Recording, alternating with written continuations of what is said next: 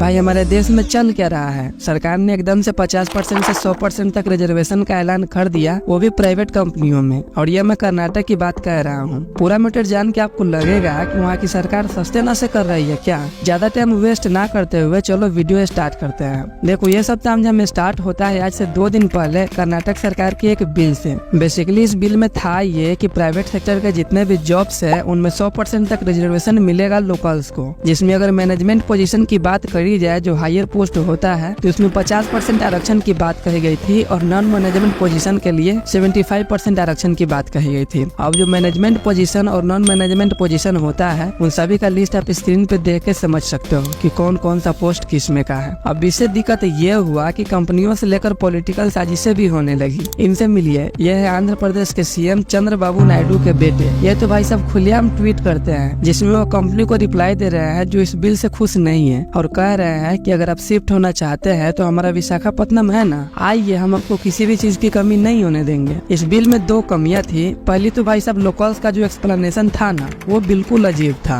मैं आपको लोकल का एक्सप्लेनेशन बता रहा हूँ जो बिल में था, आप बताना कि आपको कैसा लगा। तो भाई पहला पॉइंट था कि जन्म कर्नाटक में हुआ हो या फिर कम से कम 15 साल से कर्नाटक में रह रहा हो। अगर 15 साल रहा भी है तो वो भी चलेगा। इसके अलावा उस बंदे को कर्नाटक की जो लैंग्वेज है कन्नड़ वो आनी चाहिए, कम से कम इतनी जरूर कि वो फ्लुएंट बोल ले, पढ़ ले, लिख ले और समझ ले। अब यहाँ तक तो ठीक था। इसके अलावा भी उसने सेकेंडरी एग्जामिनेशन अगर कन्नड़ लैंग्वेज के साथ क्लियर नहीं किया है तो भी वो लोकल नहीं है। इस केस में उसे एक पेपर देना होगा, अगर वो पास कर जाएगा तब उसे रिजर्वेशन का फायदा मिलेगा, ऐसे नहीं मिलेगा। इसका मतलब ये है कि कर्नाटक की लैंग्वेज आती हो और रहने वाला हो ये तो ठीक है, साथ ही 10th तक की पढ़ाई भी कन्नड़ लैंग्वेज में कम्प्लीटेड होना चाहिए। अब आप ही बताओ, बेंगलोर को टेक्नोलॉजी के क्षेत्र में सबसे बेस्ट माना जाता है, वहाँ लोग भी काफी ज्यादा है और नौकरी के लिए तो वैसे भी लोग बेंगलोर का ही नाम लेते हैं अगर टेक फील्ड से है तो। ऐसे में अगर ये बिल पास हो जाता तो उन लोगों का क्या जो कर्नाटक से नहीं है, क्योंकि ये बिल 100% कर्नाटक के लोगों के फेवर में था। तुम लोग यहाँ सोचोगे कि कंपनियों को इससे क्या दिक्कत है, उसको एम्प्लॉय चाहिए, चाहे वो सिर्फ कर्नाटक का ही क्यों ना हो,